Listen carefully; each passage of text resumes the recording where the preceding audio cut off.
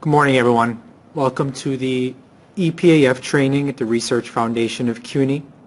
Today we will be going into Module 1 of the EPAF training, and we will be navigating through the EPAF system, showing you how to perform an addition transaction as well as a renewal transaction. So the first thing that you want to do is you want to go to the Research Foundation website, and that is at www.rfcuny.org. You will be entering that here in the search engine and then clicking search. It'll bring you here to the Research Foundation of CUNY homepage.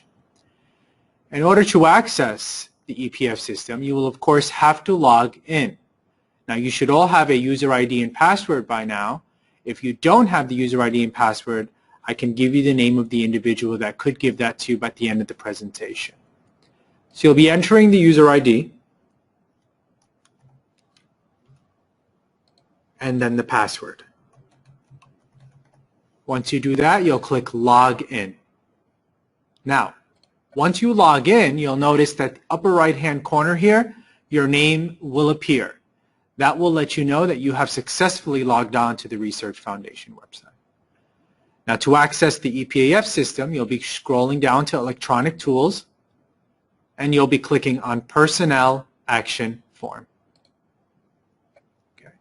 When clicking on Personnel Action Form, you'll see that it's going to give you two tabs. This is the EPAF landing page. First tab is Create. The second is Pending. Create is where you'll be clicking to access and create any initial EPAF. So the purposes of Module 1 today, we'll be showing you Addition. That'll be accessed through the Create tab. Pending tabs will give you access to any EPAF that you have pending, ones that you have already submitted and are pending for either HR approval or grants and contracts approval. Notice at the top here, you can also see two tabs that are similar to the icons here, which is Create and Pending. So you can access the system through either these tabs here or the modules here. So let's click on Create. Now notice when I clicked on Create, our PI here, Captain America, it shows us all the grants that Captain America is associated with. So the good thing is that you don't actually have to enter the project number. Once you click on Create, it'll give you the grant numbers that are associated with your logon. So again, for the purposes of today's module, we will be going into the additional transaction. So here's the project that we want to work with. We're going to click on Addition. Now, once you click on Addition, you're going to have to enter your hire's name, last name, and then the first name. So let's go ahead and do that.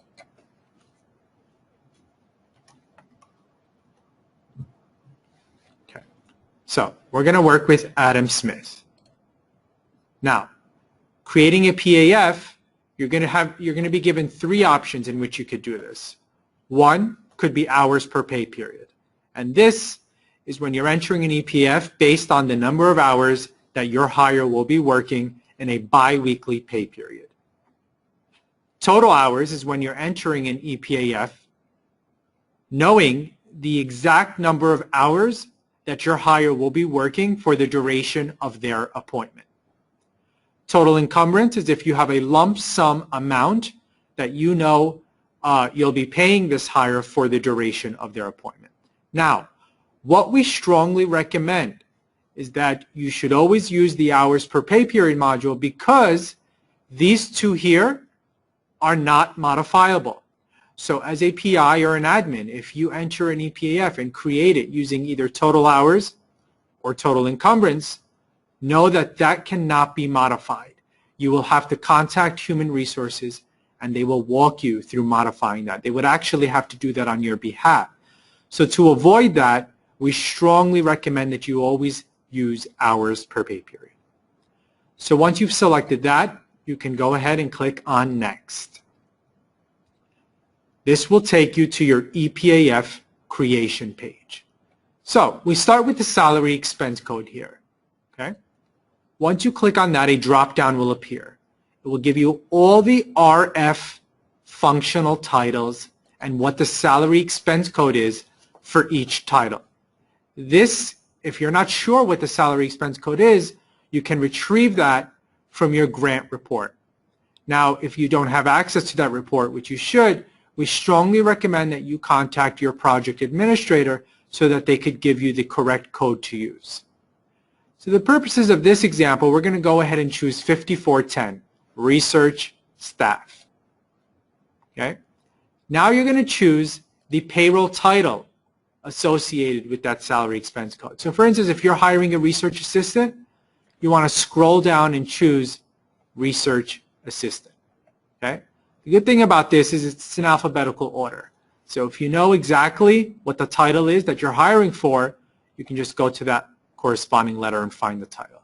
So we're going to go with RF Research Assistant. Okay. The next thing we're going to be entering is the position type. Is this a regular position? Is it a temporary?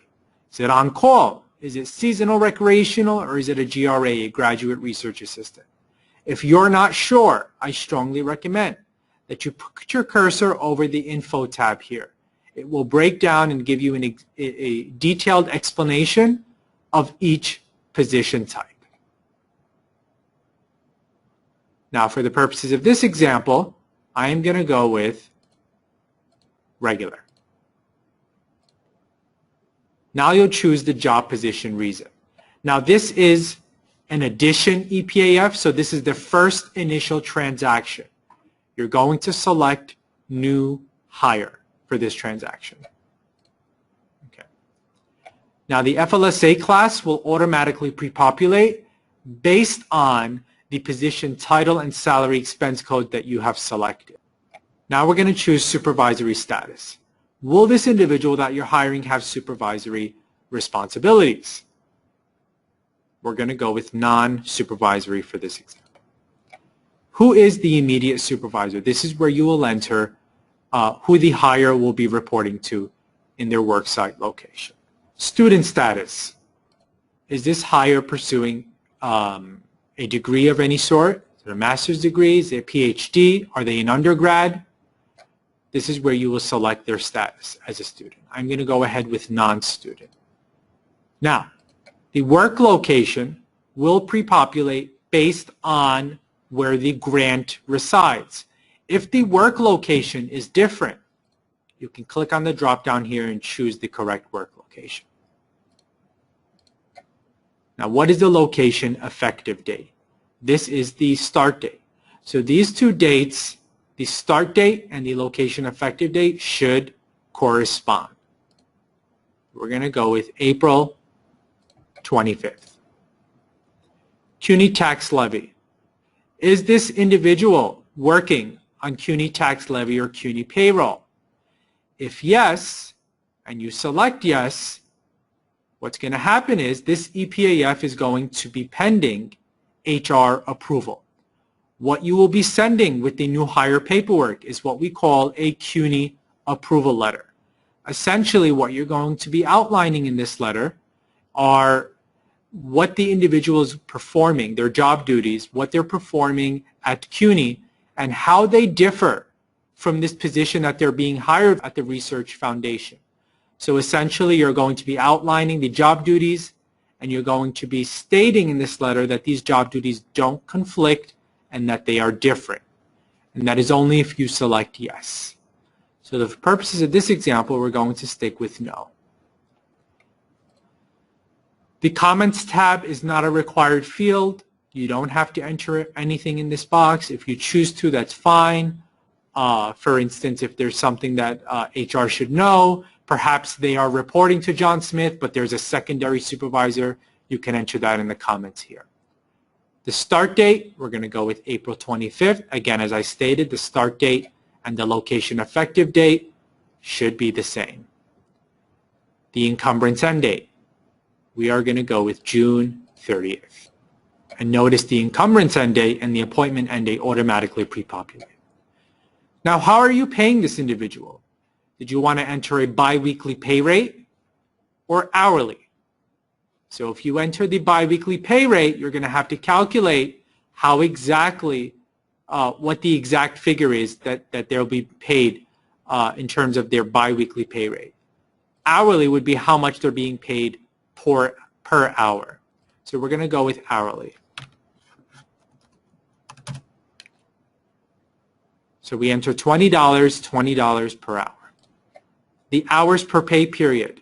How many hours per pay period will this hire be working?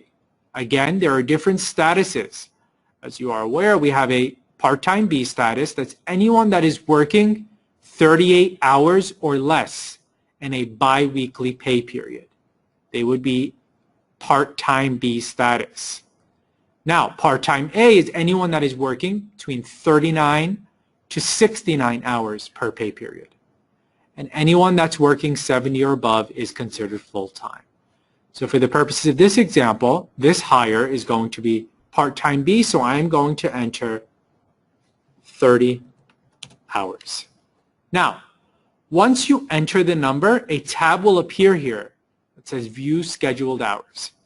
If you're entering an even or odd number and you click View Scheduled Hours, it'll automatically pre-populate with a schedule to meet what you entered. So 15 and 15 equals 30.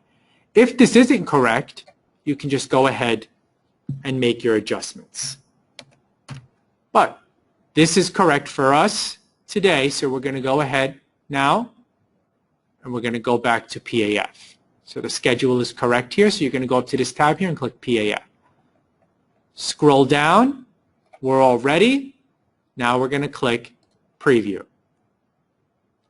Now, if there is something that you need to be alerted as it relates to creating this edition, you will get pop-ups letting you know what the errors are while trying to process your request. In this case here, the encumbrance end date, it's telling us, cannot be after the budget end date of March 31st. That means that the project that you have selected has a budget end date of March 31st, but you're entering June 30th. It cannot be after this date. So I'm going to go ahead and click Edit and go back and change this to March 31st.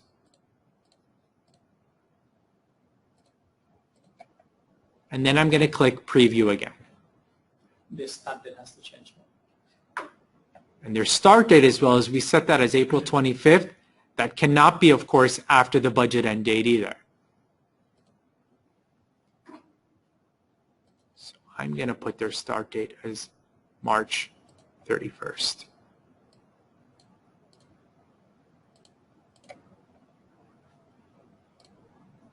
Okay.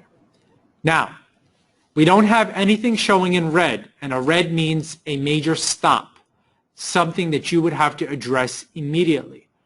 PAF warnings will appear, just letting you know in terms of what you have selected in the ePAF, anything that you should be aware of in terms of the employee's salary, their title. So in this case, it's telling you that the pay rate for all the overlapping PAFs is below the minimum weekly wage allowed for a salaried exempt appointment. Okay? So by accepting this pay rate, the employee will be classified as non-exempt and will become eligible for overtime. So you should be aware of that. If this isn't something that you agree with, then what we can do is we can give you the name of the individual that you can contact to discuss exemptions of particular titles. Okay? For the purposes of this example, I am aware that Adam Smith is non-exempt and will be eligible for overtime. So I'm going to go ahead, just review this and glance over it one more time,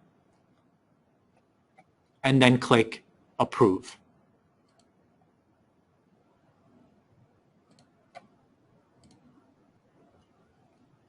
Now that ePAF has been approved. Now, the next module that we're going to go into is the renewal module. Clicking on renewal, what you are doing with this, you are essentially taking everyone that you have created initially on this grant and moving them over to year 2. So, you've entered a number of hires in year 1. Now the year has ended.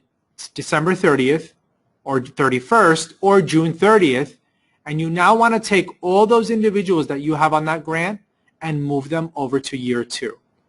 what you are going to do, it's very simple. It'll show you once you click on renewal, all of the hires on that particular grant. If there is nothing that needs to change in terms of information, then you can use the renewal module. However, if there is one employee, now I repeat, only one employee that will require a modification, you cannot then use the renewal module. You will have to go into modification. And we can get into modifications in our second module presentation.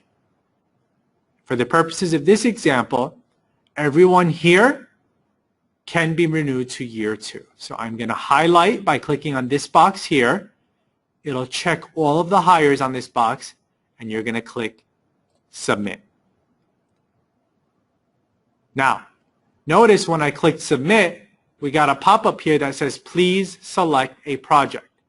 This is telling you that everyone in 01 needs to be moved to a new project. We need to move all these people to 02. So this is where you're going to enter 40F640002.